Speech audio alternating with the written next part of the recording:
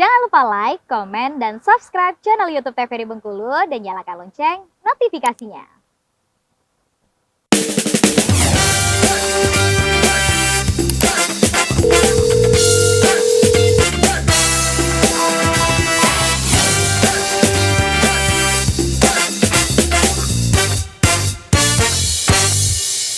Pemirsa, kembali lagi di Dokter Kito bersama Kito Sehat. Tadi nih Afifah sudah bertanya bersama Dokter Lisda Naomi mengenai bagaimana nih ketika dia depresi atau mungkin dia merasa happy, apakah ada faktornya ataukah memang ini moodnya aja nih yang mengikuti algoritmanya sendiri nih. Oke, jadi kan tadi perubahan mood yang terjadi ini sebenarnya dia namanya gangguan ya, gangguan mental gitu ya, gangguan mental yang tergolong dalam di blok gangguan suasana perasaan atau gangguan mood. Jadi ini memang biasanya akan muncul dengan sendirinya episode ini, tergantung apakah lagi episode yang up atau episode yang down. Tapi kalau ditanya apakah bisa ada faktor yang mempengaruhi, jawabannya bisa. Misal stresor contohnya. Jadi misalnya stresor yang dia hadapi pada waktu itu lagi stresor berat. Nah, itu bisa menjadi pemantik untuk memperberat kondisi yang dialami. Misalnya episode depresinya itu akhirnya yang muncul adalah depresi yang berat. Karena kebetulan ini pasien tidak terkontrol, artinya tidak minum obat rutin, lalu kemudian bertemu atau sedang menghadapi sebuah stresor yang berat. Akhirnya episode depresi ini tadi menjadi lebih lama tentang proses terjadinya dan juga gejalanya menjadi lebih berat. Baik, nah itu tadi berarti ada faktornya juga, tapi ini lebih ke diri dia sendiri karena memang sudah mengidap bipolar ini sendiri. Baik dokter, boleh dilanjutkan lagi slide-nya? Lanjutkan ya. Jadi cara membacanya ini tadi gitu ya. Jadi ada dua fase mood, yaitu up and down, lalu ada periode sembuh sempurna diantaranya. Kalau pertanyaannya berapa lama sih episode sembuh sempurnanya, itu tidak ada batasan gitu. Jadi memang ya pada waktu kita lihat fine aja nih pasien, bagus-bagus aja, ya itu berarti memang lagi ada di episode sembuh sempurna gitu. Jadi tidak ada tolak ukur harus sebulan ke episode sembuh sempurnanya, enggak gitu ya.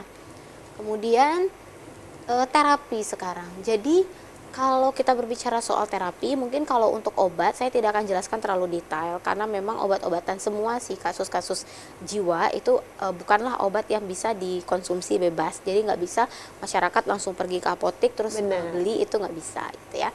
Nah, yang pasti yang harus saya tekankan adalah hampir sebagian besar gangguan-gangguan kejiwaan, salah satunya adalah bipolar, itu harus mengkonsumsi obat rutin. Jadi istilah penyebutan kita ini bukanlah sembuh dan juga tidak sembuh ya, tetapi terkontrol atau tidak terkontrol. Yang menjadi pertanyaan, bagaimana dok kalau sudah terkontrol? Apakah bisa berjalan normal kehidupannya? Tentu saja bisa, asalkan terkontrol dengan baik. Jadi memang butuh pendamping untuk minum obat lebih tepatnya.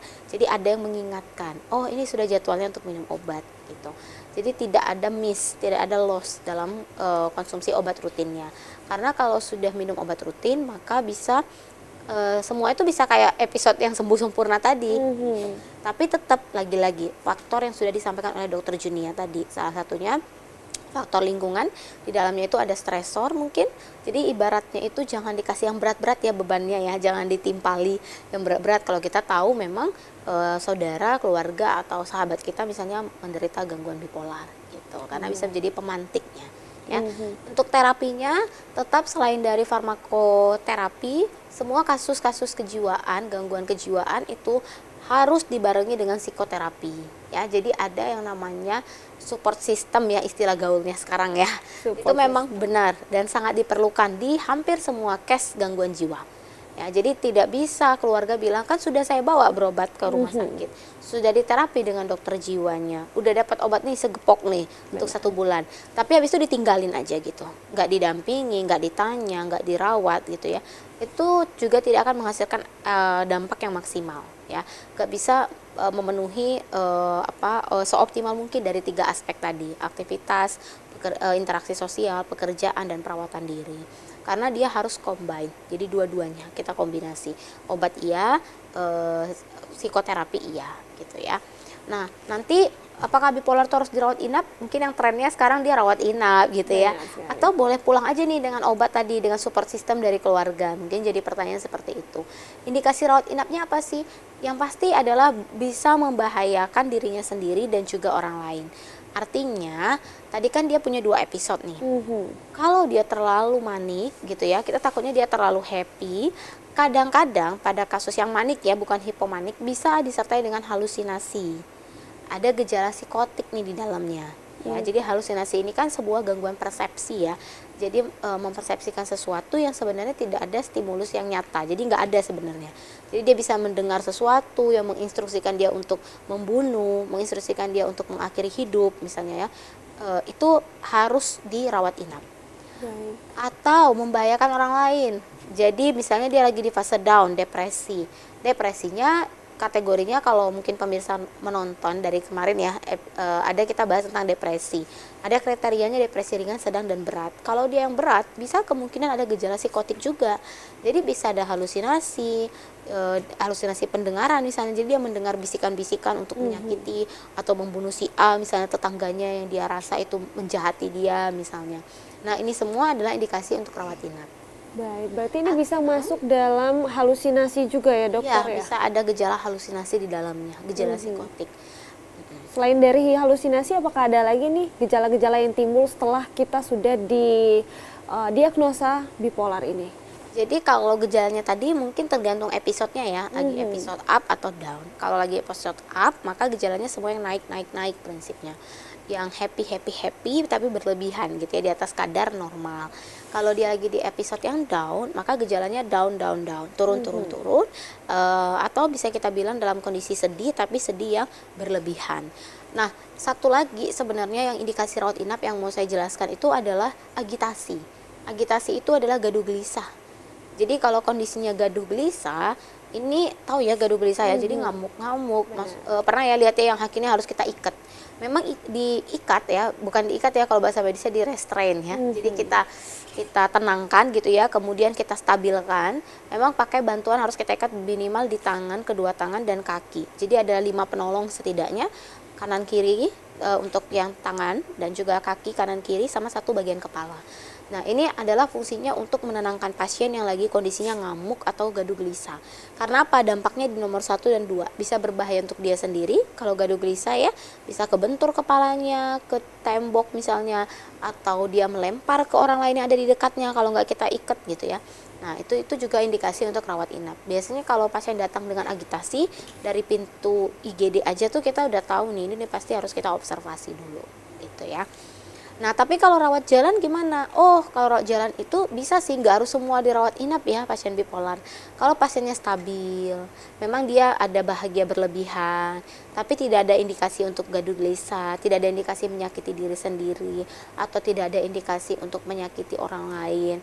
Kalaupun dia ada di depresi, di episode yang down atau depresi, dia depresinya depresi ringan. Jadi tidak ada gejala psikotik kayak halusinasi tadi gitu ya, dan lain sebagainya. Ini boleh dirawat jalan. Tapi pesannya adalah sebaiknya ada pendamping minum obat. Pasien-pasien dengan gangguan jiwa ya. Karena dia PMO. tidak mungkin ya dok sendiri gitu bisa mengontrol minum obatnya kapan, apalagi dengan mood yang nggak stabil ya dokter betul. ya. Makanya sarannya tetap harus ada PMO ya istilahnya, jadi pendamping minum obat. Jadi rutin di jam yang sama minum obatnya dan diingatkan gitu. Jadi sehingga efeknya akan lebih optimal. Ditambah lagi dengan tadi psikoterapinya. Psikoterapi. Nih, kalau obat biasanya nanti kita tergantung episode. Karena diagnosisnya ini pun jadi gini Afifah, diagnosisnya itu dia akan sesuai dengan episode datang. Baik. Jadi misalnya nih saya kasih contoh ya, gangguan bipolar episode kini manik atau kini depresi. Jadi ada kata kini, artinya saat pasien datang, saat apa sih episodenya, itulah diagnosanya. Jadi bisa aja nih sekarang bulan ini dia datang dengan diagnosanya gangguan bipolar episode kini manik. Tapi kemudian setelah lewat nih 2 episode pulang misalnya, lalu datang lagi di statusnya itu episode kini depresif. Karena dia sesuai dengan pada waktu datang pasien ini dia lagi ada di episode mana. Nah, terapinya yang pertama kita berikan mood stabilizer namanya. Jadi penstabil mood. Baru ditambah dengan kininya itu kini apa. Artinya episodenya itu lagi episode apa. Kalau dia lagi episode manik ditambah dengan anti manik. Kalau dia lagi episode depresif ditambah anti depresan. Tapi mood stabilizernya itu tetap. Dan bisa aja ada tambahan lain kayak tadi di restrain misalnya ya, atau dilakukan perawatan di ruang intensif misalnya. Jadi pasien dengan gangguan jiwa juga ada ruangan intensif ya, jadi ruangan khusus ya, dimana memang dia dipisahkan dari pasien lain, terutama yang indikasinya tadi yang gaduh gelisah. Baik, ditahan dulu dokter, kita akan lanjutkan lagi tentunya setelah jeda pariwara berikut ini, tetap di Dokter Kita.